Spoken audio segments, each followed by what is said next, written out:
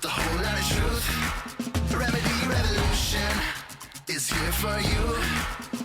Ooh. And now here's your host, Erin Page. Hello, everyone, and welcome to the Remedy Revolution podcast. My name is Erin, and today's guest is somebody that I've been following for quite a while, somebody who's been doing some amazing research in various areas regarding vaccines, regarding autism, regarding the COVID vaccines. So I am very pleased to announce today's guest, Nicolas Hulscher. Well, thank you so much for having me. Yeah, absolutely. So tell everybody a little bit about your background and how you got started and some of the research you've been doing.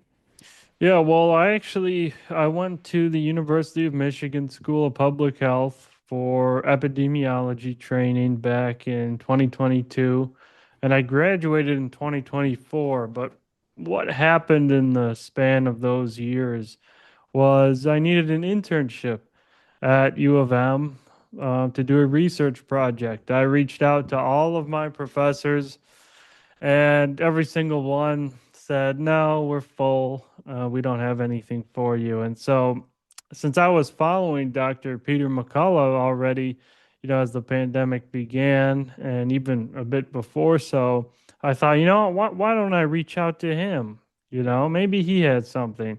And he responded in 5 minutes with an entire internship idea. And that internship turned out to be the systematic review of autopsy findings in deaths after COVID vaccination. And so that's when this really all began.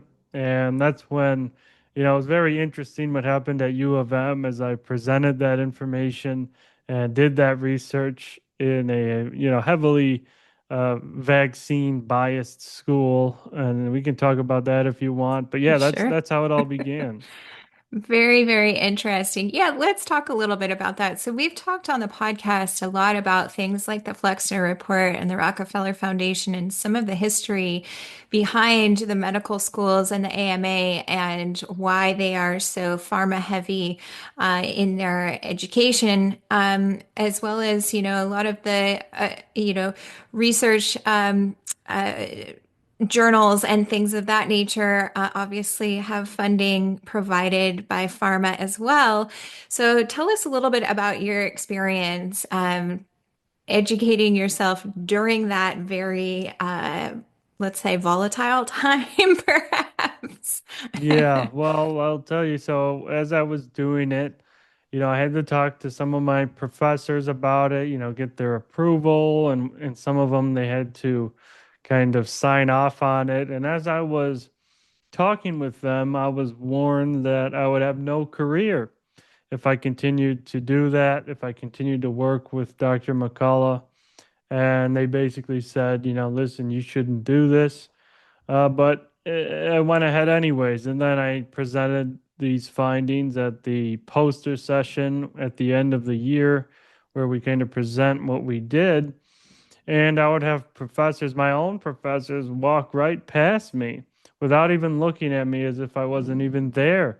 And so clearly they were mad. I don't know why they were mad, but I guess they were upset that I was investigating vaccine injuries and deaths. And they appeared to think, that wasn't a real thing. And many people that did come up to the poster were shocked because they never even thought this was possible because they had nobody's given them that information. None of the media they watched provided them that information. And so it really was an interesting time, that's for sure. But yeah, all of my peers would view me as an anti-vaxxer. And I would say right when I went into the school, I had a lot of friends. We would do lots of things, go to the football games, etc. And then I started doing that research. They all found out, and that was not the case anymore. They didn't want to go to the football games anymore. So, but regardless, it was worth it, and I'm very happy where I'm at now. And they were deeply wrong when they said I would not have a career. Yeah, absolutely. For most of us moms who were, kind of beating this drum early on, it was getting kicked out of, mommy and me groups, or, my kid can't play with your kid because they're unvaccinated, all these conversations. So, but I have found that those of us who really doubled down have been all the better for it. So good for you. All right. So, McCullough Foundation recently came out with this report, and I have found it extremely interesting given the fact that, I've kind of been in this world for a long time. But it focused on the determinants of autism spectrum disorders. So, tell us a little bit, first of all, of the overarching findings when it came to the specific determinants, and then we'll kind of get into some of the nitty-gritty data. Yeah, so we set out to look at all the possible causes of autism, not just focus on a single one, because there have not been really any. There's been a few, but there's been almost no reports that have done that. Usually they just look at one thing. They just look at genetics, or they just look at, environmental toxicants, or they just look at something else, and they don't look at the full picture. So since we collected over 300 peer-reviewed papers and looked at it all side by side, we'll just go right to the conclusion, then we'll break down. We came to the determination that the most significant driver of the autism epidemic is compound and early timed childhood vaccination. We have to remember that the rise in autism, when it began to drastically propagate, began shortly after the 1986 Childhood Vaccine Injury Act, when vaccine makers got full liability protection. And all of a sudden, children were getting, 20 doses, 30 doses by age 2, up from only about 7 or less in the 70s. And so from 1970, we went from 1 in 10,000 children in the US with autism to, then we reached the year 2000. It was about 1 in 1,000 children. And then the vaccine schedule kept propagating. We're now up to, 1 in 31 at 1 in 12 boys in highly vaccinated California. Mhm. So, and 26.7% of these cases are profound autism. So, these cannot be explained away by diagnostic criteria. So that's where we're at now. We think the vaccines are the most dominant risk factor here. But then we look at all the others, which all play a role, and any one of these may also contribute to some autism cases, but they also increase what's called susceptibility to the large batteries of vaccines children receive. So one of them is siblings with autism, and this appeared to be quite a big one because in all the studies that looked, and they were very robust, was that if your brother or sister was autistic, there was about a 20% chance that their sibling would also be autistic. And so that plays into, well, were they born autistic, or did they just have the susceptibility to the battery of vaccines? We don't know exactly. But regardless, there is a genetic component to this issue to at least increase susceptibility. Then we have common genetic polymorphisms like the MTHFR polymorphism. They won't, that some children won't be able to process folate efficiently, which is an essential vitamin for neurodevelopment. So if they can't process that, they won't develop as easily, and their body won't be able to process folate. So that appears to increase susceptibility. And we move down the line, you have older parents. So, if your parents have a baby, they're over 40 years old when they have the baby, there is a higher risk of neurodevelopmental disorders among the children as kind of some of these, mutations develop in the sperm.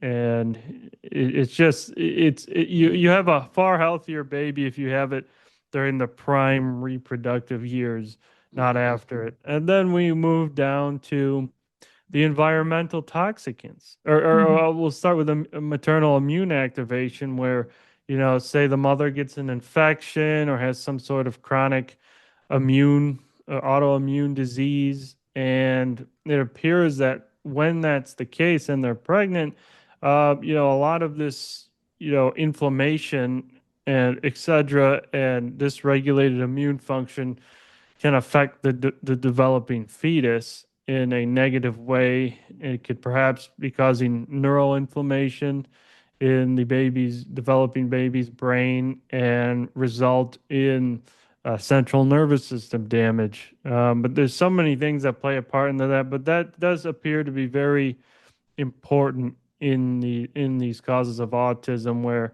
yeah, if the mother's exposed to any of these stuff, infection or even vaccines during pregnancy, which they're recommended to get three of, this can appear to influence neurodevelopment. And then you also have then the environmental toxicants, which include things such as pesticides, glyphosate, right? The glyphosate use went up almost also in lockstep with the ASD rates. So this is probably playing some sort of role. It's disrupting the gut-brain axis and microbiome. It's in a large proportion of foods. And so this is definitely an important factor. And then we had, heavy metals in the environment, heavy metals in the food. We had even air pollution. You live near a power plant or some sort of factory that releases mercury in the surrounding area. That's also bad, and that appeared to be associated with some autism cases. And then, you have so many other things, PFAS, all these forever chemicals, phthalates leaching from PVC pipes and things, in common, shampoos and deodorants and all this stuff can possibly contribute as well. And then we get to in utero drug exposures. So, there's about 30 drugs that have been linked to neurodevelopmental disorders when taken in utero. These include antidepressants, SSRIs, SNRIs, as well as antipsychotics, anti-seizure medications, opioids. All of this is harming the developing baby. And then we have acetaminophen was one of them there. It's not advised for pregnant women to take this. We know it's like verifiably toxic in its mechanism, where it depletes your body's detoxification system. It lowers the glutathione, and you take too much, it reliably causes liver damage. So that may be a factor there as well. But and then lastly, we one of the main domains was gut brain axis alterations. And that ties into all of this other stuff, to the pesticides, and especially also though to the vaccines, where all of the case reports of developmental regression after vaccine, usually they all include some sort of gut issues experienced by the child. So that appears to disrupt the gut barrier and allow toxins and toxic metabolites from the pathogenic bacteria to kind of enter circulation through the gut and reach the brain. So you have all of this stuff, and then yeah, that's it. Then we get to the vaccines, and we can go in depth on the vaccines if you want. Yeah, absolutely. So let's back it up just a little bit. So how did you, this is an overall review from my understanding of a number of various studies. So how did you determine which studies to include? What were the data points that you wanted to really hone in on? Yeah, so this was not a systematic review where we literally got every single study on these.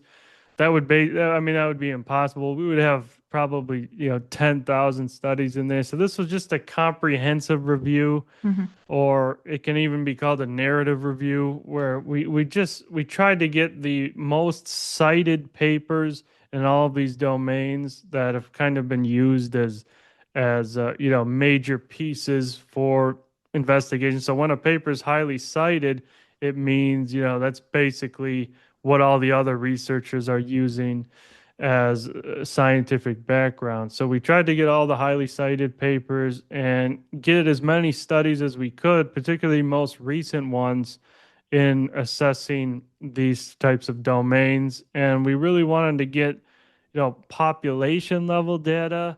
And if there's any case reports, and there's almost no case reports for any of these domains, other than case reports of developmental regression. Most of those case reports were with the vaccines, and then also, and this one's big, was the biological and mechanistic type of evidence. And so, because you need that sort of evidence to really determine if it's going to determine the likelihood of a causal link, because if you just have population data, it's hard to really assess that. So we tried to get all of those domains for these areas, and obviously we could have collected more if we kept going, but we believe we reached a point where we were able to properly assess these factors. So this might be a bit of a contentious question, but what kind of pushback have you gotten on these on this particular report, if any? Yeah, there's been a lot of pushback, particularly they've targeted one of our authors, Dr. Andy Wakefield. He has been widely attacked, quite irrationally so, for the past, 30 years basically. And so people associate him with fraud, or they think he's evil or some abuser. This is the narrative being thrown around, and it's been thrown around so frequently by the mainstream media that it's simply ingrained in some people's brains. And so, since he's on the paper, that was really the first attack they went to. They said, "Oh, Andrew Wakefield's coming back to perpetuate more fraud, and he's causing damage, and these guys are stupid, and these guys are anti-vaxxers, and they're conspiracy theorists." So, a vast majority of the attacks were ad hominem attacks and not of substance of the actual paper. They've tried to, and when they try and debunk our paper, they mention, oh, well, there's all of these, large scale epidemiological studies showing there's no link. But then we say, well, okay, well, we include all of those in the paper and we tell you exactly what the big flaws are. And that's why we include those in the paper. And they never, say anything after that, but they're in the paper and in all these large data sets. First of all, they're only looking at one vaccine, the MMR, and there's about 20 other different vaccine types, and none of those were ever studied for autism, long-term autism outcomes. So I mean, when they say it's impossible, there's no link, they haven't even looked, and so they've only looked at one vaccine, and so there's that. But then these studies that claim there was no association, there was an odds ratio of less than one or at one. None of these have a real unvaccinated control group, not one. If they do have a control group that's partially vaccinated, you can't properly assess risk without a true control group. And so that just already kind of throws these under the bus.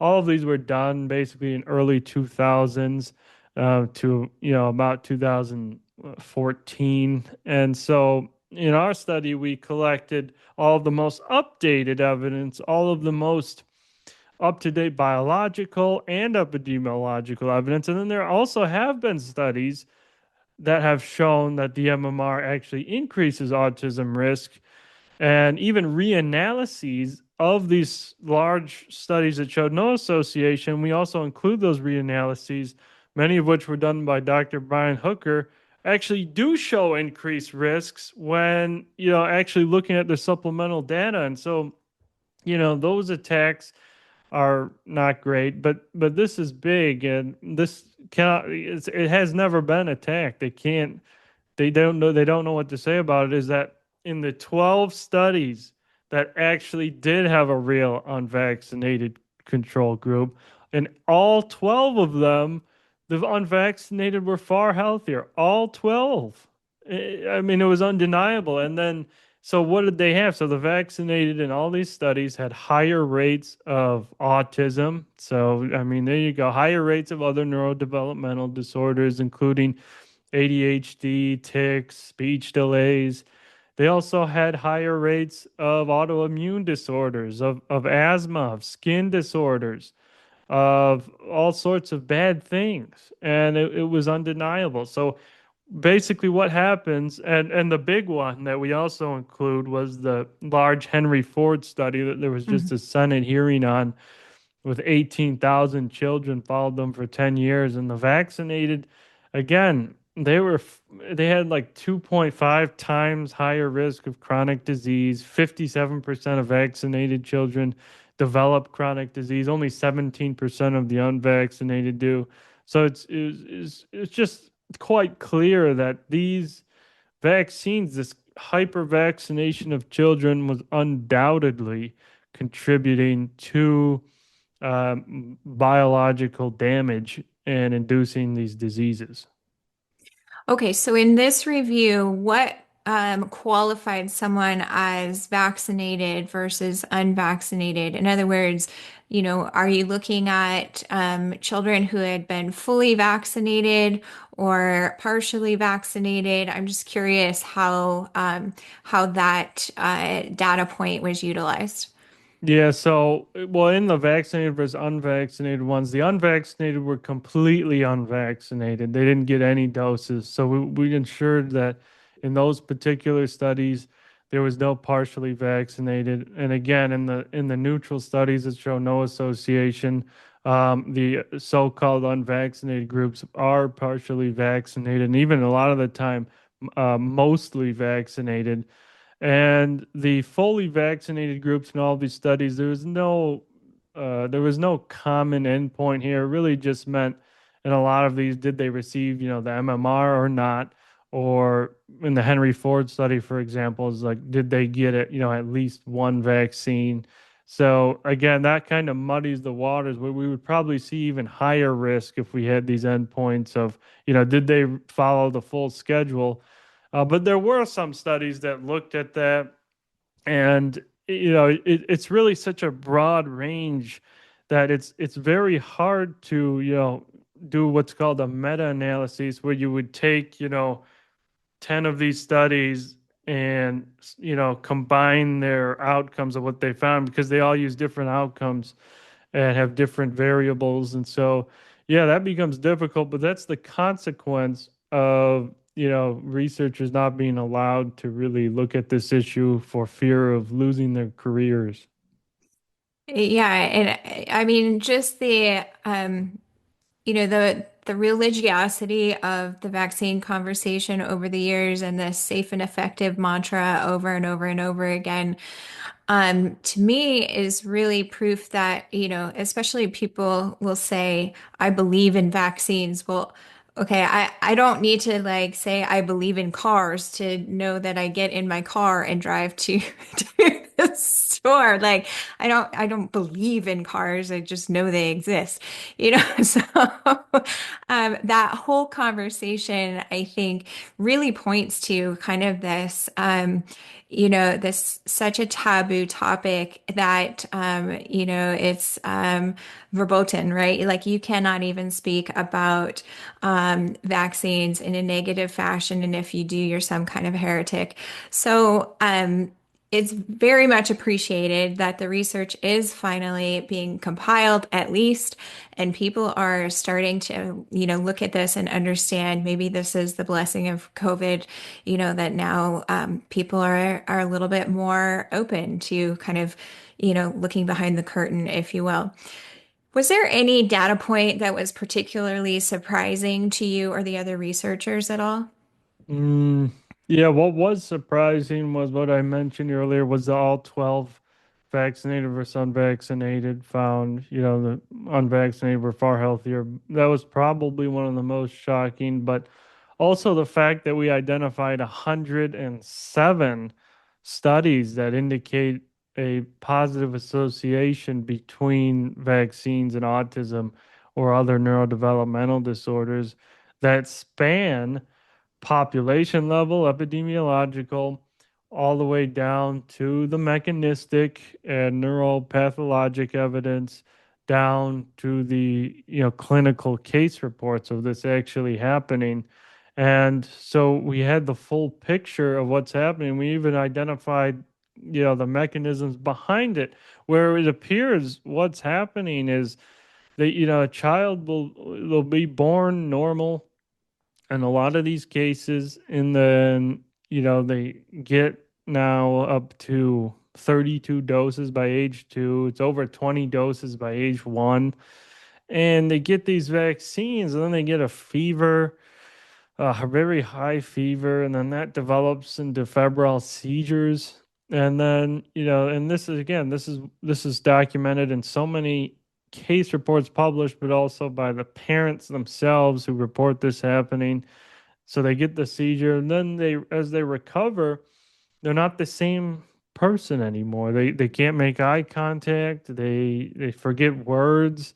They start banging their heads on the wall, head banging, and it becomes quite undeniable that yeah, they changed after these vaccines. And what's happened was they suffered from encephalitis, where the brain became inflamed, and when that happens, the child will go into what's called a post-encephalitic state, where after this high neuroinflammation period, that does induce neurite loss or neurite damage, where the branches at the end of the neurons literally can start to wither away, and they're not connected as well anymore. So they have suffered then central nervous system damage in critical brain areas, and that's exactly why it's manifested as this developmental regression. So the studies that were utilized to create this review, what were their original hypotheses? Were they actually looking for a correlation between vaccination and autism? Because from my understanding, that's not typically the hypothesis.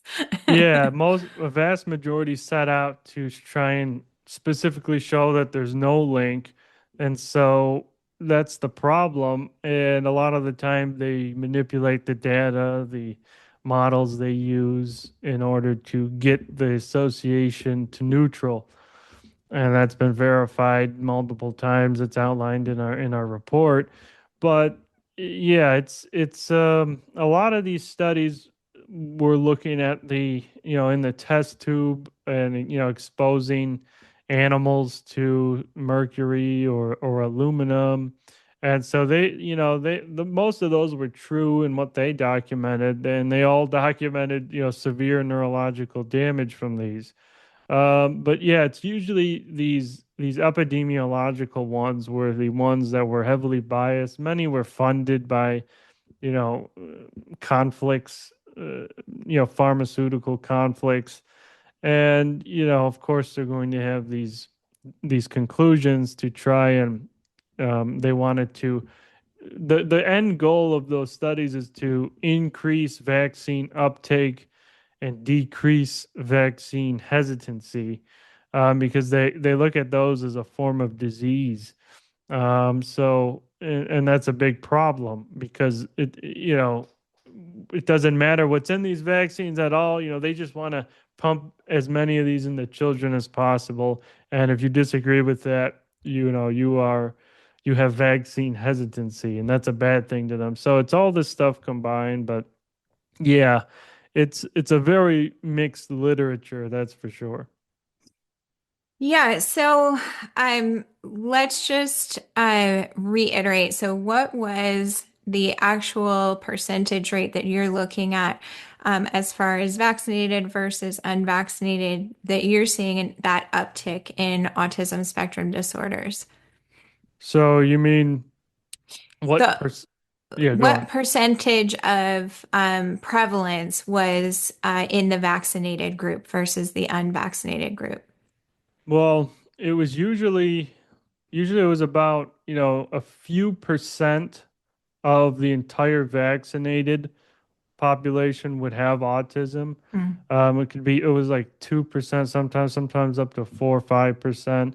And in the unvaccinated, it was almost always zero. There may have been one case here and there because, kids can still get autism without vaccines, but it's very rare. And so, yeah, it was always much higher by a multiple factor.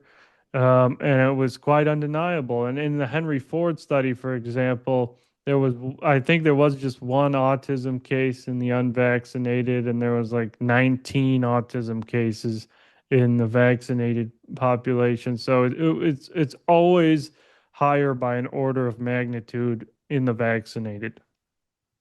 Yeah, so if we can talk a little bit about the Henry Ford study, I'd love to do that. So, just so everybody is aware, the Henry Ford study was conducted by Henry Ford Medical Center, Dr. Zervos, and he has yet to publish it.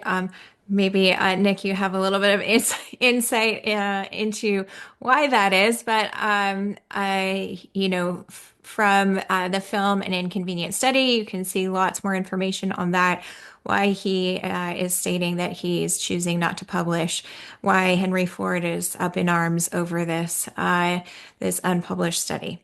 So any insight you can offer would be amazing.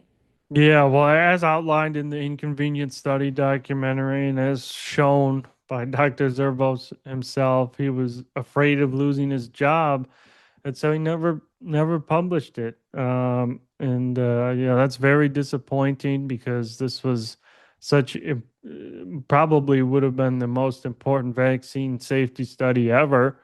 And he just kept it buried for fear of his career. And so that's the problem we see with all of these vaccine safety studies. We don't know how many studies that are buried somewhere that have found similar things. There's probably a large number that we're completely unaware of.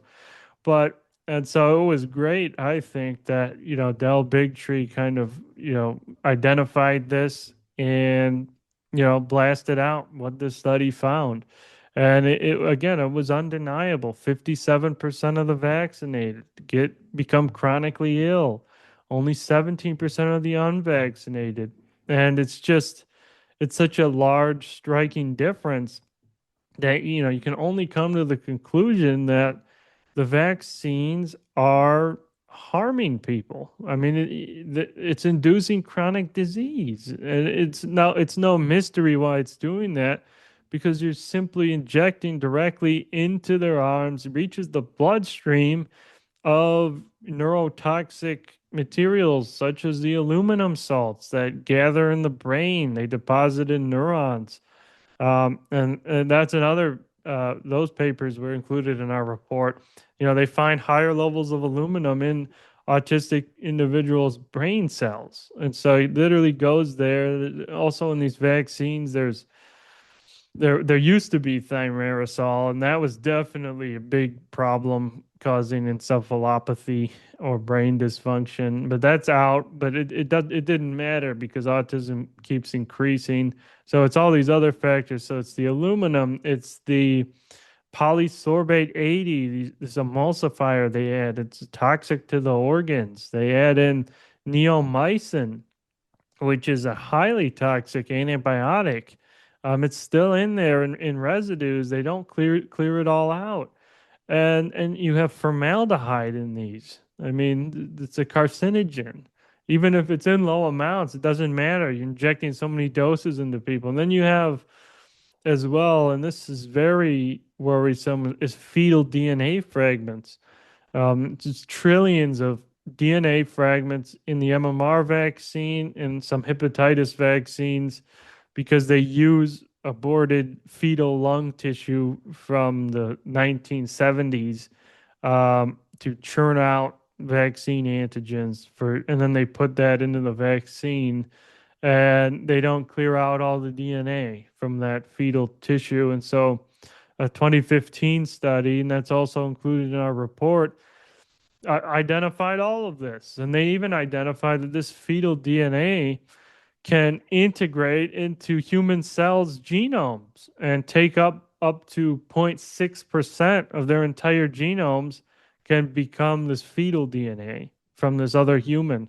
And so that we don't even know what that's doing. That might also be contributing to the autism and even inducing gender dysphoria. We have no clue because nobody's studying that. But yeah, all of this stuff combined, it's no wonder that it's inducing disease. Yeah, absolutely. You brought up gender dysphoria, and I think I've mentioned this on the podcast before, but very interestingly, so I work with a lot of parents of children with PANS and PANDAS, which is a neuroinflammatory neuroimmune disorder that attacks the basal ganglia of the brain. And a lot of times, this is, of course, anecdotally, but, I started a group online 13 years ago. So, we were having these conversations, and parents would talk about their child identifying as the opposite gender only when they were in a flare. And when they got them well, they no longer exhibited symptoms of gender dysphoria. So I find that really, really intriguing because, there is something, neurologically happening that is creating some of that behavior. I'm not saying that that's for every single person, but I do think it definitely warrants further study. Yeah, for sure. That warrants a lot of study. We really don't know the true reason why gender dysphoria is increasing so much. We do know, though, that a large portion of transgender individuals are diagnosed with autism. So that could play a role. And then you have the reinforcement societal factors that were pushing this to happen and even, wanted it to happen. So some of these children would go and even their parents would be threatened with, CPS if they didn't allow it to happen. And you have it in the children's shows they put transgender people in, shows that 3-year-olds watch and these cartoons. And, you have all of this stuff, and all of this is probably playing a role. But yeah, if you batter a infant with 20 vaccines and they suffer neurological injury and develop autism, they will be highly suggestible to thinking they can change their gender. Mhm. Absolutely. Okay. Let's switch gears a little bit because I do want to talk a little bit about some of the COVID research that you're, coming out with. So, a couple of questions. First of all, we're seeing, at least anecdotally, this rise in things like cancers. We've obviously seen, the myocarditis, pericarditis kinds of, young, athletic people who are, dropping dead, those kinds of things. What kinds of things are you seeing that are most concerning and most pressing that perhaps, mainstream is not really aware of yet? Well, yeah, you outlined a lot of the stuff for sure. The athletes dropping dead, that was a real issue. We've published 4 studies now on vaccine-induced myocarditis and cardiac arrest. So cardiac arrest is one that they do not talk about at all in the mainstream media, but it's a verifiable now outcome, and we proved it as a result of vaccine-induced myocarditis. And so, they get the heart inflammation. But they claim the mainstream media claims it's mild and transient, but it's not. A majority still have long-term cardiac abnormalities years later. It shaves off a large proportion of lifespan. People who get myocarditis, so it's a very serious issue. They get irreversible heart scarring in some cases. They get micro scars. This translates to these electrical conduction abnormalities. They go play sports, but they have this cardiac injury. And so, as they're in a high exertion state, and all the dopamine, norepinephrine, and epinephrine surges when they're at a certain critical point in some individuals, that leads to a cardiac arrest and they die. And so, we outline all of that. Yeah, they don't talk about that. But then the other things that are very concerning are the turbo cancers. We just had two recent large scale population studies coming out showing that the vaccines increase your risk of seven types of cancer, including, colorectal, bladder, breast, thyroid. All these cancers were up in the vaccinated. It increases uh, cancer hospitalizations by about 23% overall. So from any type of cancer, so it's worsening the cancers. And we published the first documented evidence of genomic integration of this vaccine genetic material in a stage 4 cancer patient. It was in their circulating tumor DNA in within chromosome 19. It was fused. It was a chimeric DNA, so it means it's partly non-human now because it has a 20 base pair Pfizer plasmid sequence in there.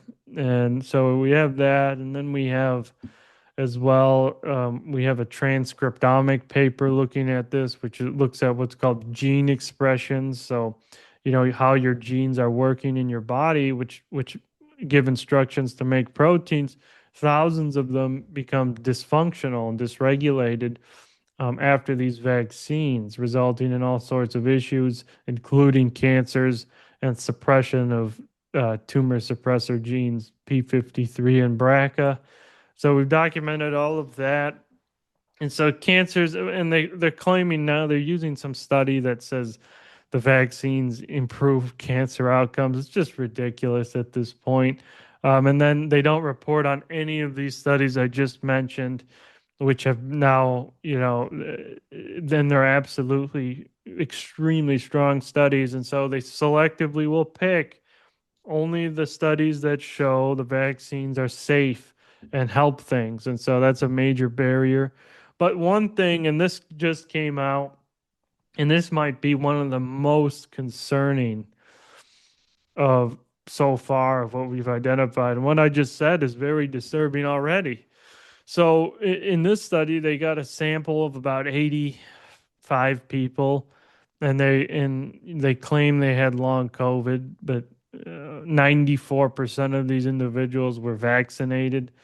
So, they were probably actually looking at long vaccine. They didn't even verify their infection status. So, that I don't know why they were claiming long COVID, but so 94% of this, and they looked in their blood, and 100% of the vaccinated individuals had circulating amyloid microclots in their blood. So they have some sort of amyloidosis disease now, and it was literally in all of them. And so we don't know how many of the total population has these, but if you select this sample and 100% have them, it's probably a very large number of people across the globe have amyloid microclots in their blood. And these were composed of the same. And so what this is misfolded fibrin, which fibrin kind of, it's that sticky structure that helps form blood clots. That becomes misfolded from the spike protein, and then it becomes dysfunctional and resistant to breakdown. So it's just there for a very long time, and it accumulates, DNA. It accumulates all these biologically active materials, and then it becomes these irregular masses, and then it forms, and it's the same pathology identified behind the long white fibrous clots being pulled out of corpses worldwide. Majority of embalmers now are pulling these out of dead bodies, and this appears to be what's behind them. And so this is very, very concerning. And even the unvaccinated who just became infected, they appear to have these as well. We don't know the differences between them, but we suspect the vaccinated will suffer from much larger amyloid clots because they're exposed to far more spike protein. So, those of us like myself who are unvaccinated but have been, you know, uh, taken over by this bioweapon, I don't know, more times than I can count. I think I've had it 8 or 9 times. Now, I obviously, I've Lyme patient. My history is, autoimmune. So lots of things, perhaps pre-existing that, made it so that COVID was much easier for me to, exhibit symptoms. In patients like myself, are you seeing an increase in cancers, any of those other things, or is it strictly in the or in the vaccinated group?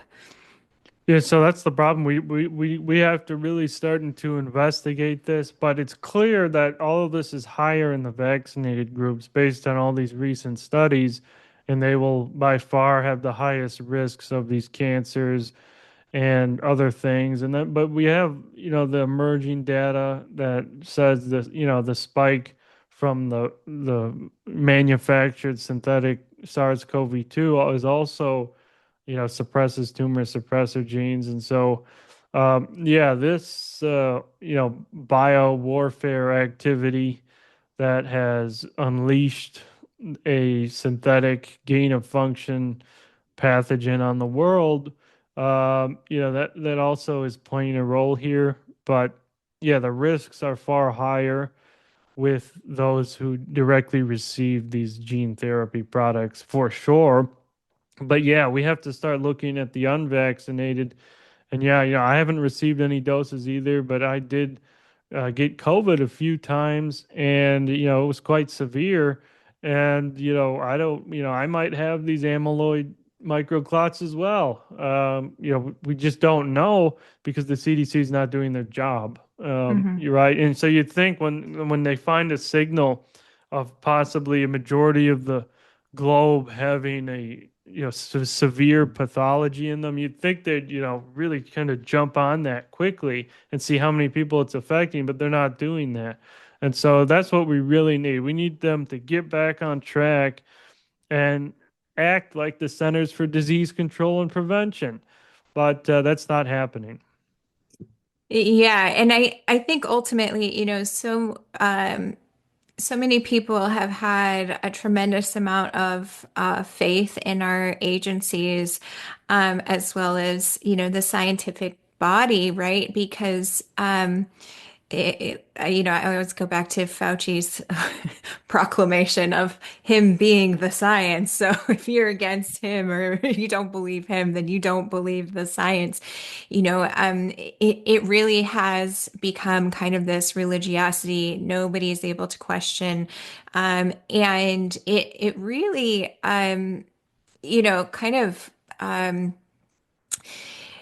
is such a detriment to science in general because we're not able to ask the broader questions for fear of, cancellation or, losing a job or those kinds of things. So, um, moving forward, how do you see the scientific body of evidence and those that are, supposedly supposed to help us figure all of these things out? What's the best way forward at this point, given the fact that so many of the journals, for example, so many of the education institutes are, beholden to pharma at this point, and even the government agencies Yeah. as well?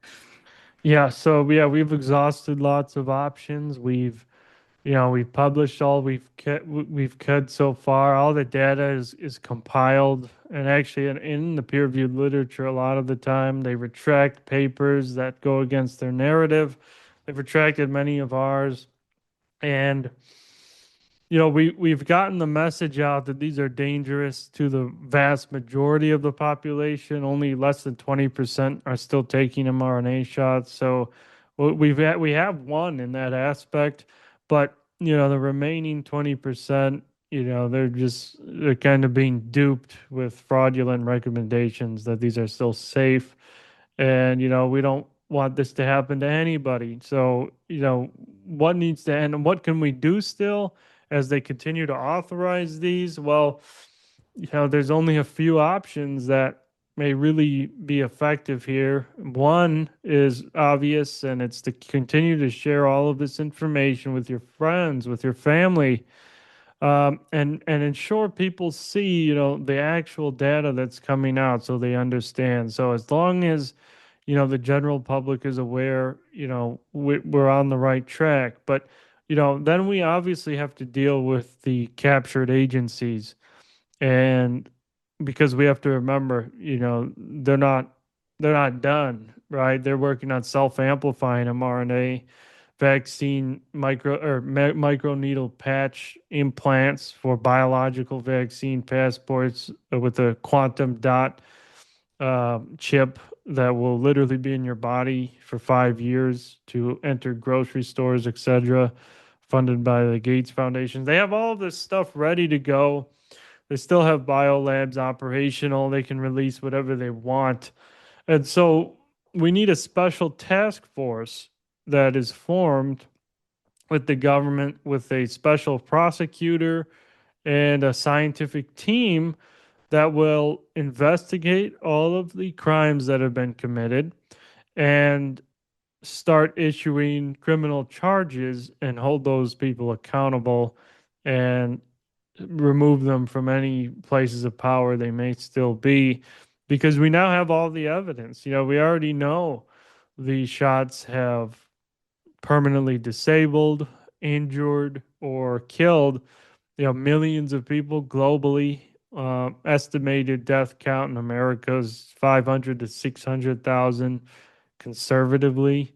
And so, this is a very serious situation. And again, now we're finding the amyloid microclots in a vast majority of those who receive these. So, yeah, that needs to happen, and accountability needs to happen to really stop this process and prevent any future catastrophes.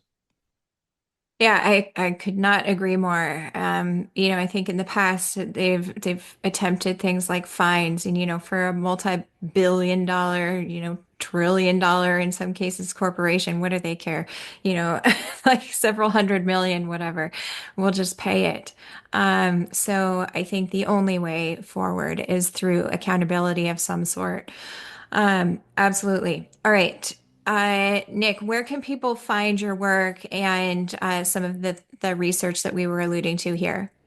Yes, you can find my work at thefocalpoints.com. This is the Substack with Dr. Peter McCullough, John Leake, and myself. We publish all of the breaking studies on there every single day, and with an in-depth breakdown and interpretation. So definitely go to that if you want all of this news. But also follow me on X at NIC Hulscher, HULSCHER, and I post there daily as well. All of these studies coming out, and yeah, all of that. And you can also follow me on Facebook if you want.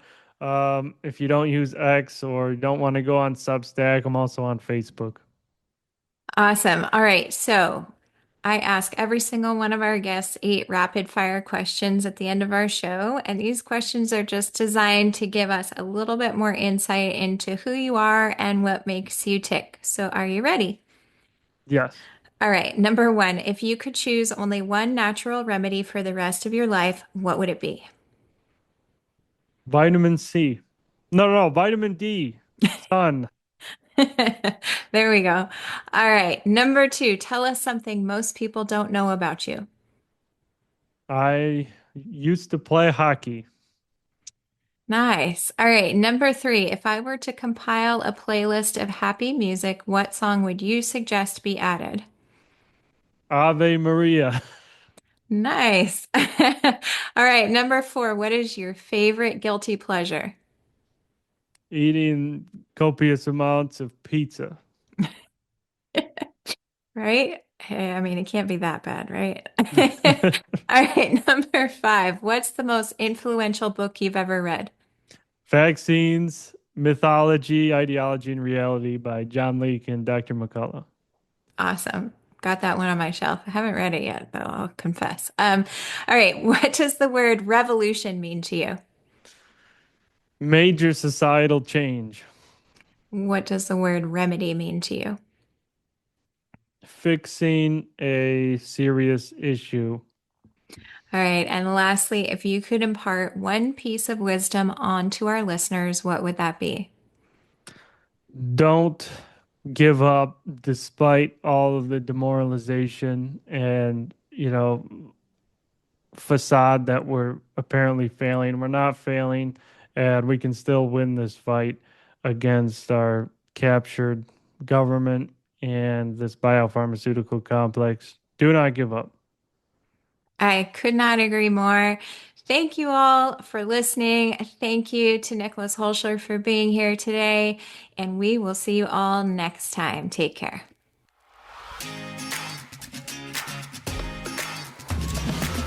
With hope as a guiding light, through darkest days we'll fight the night.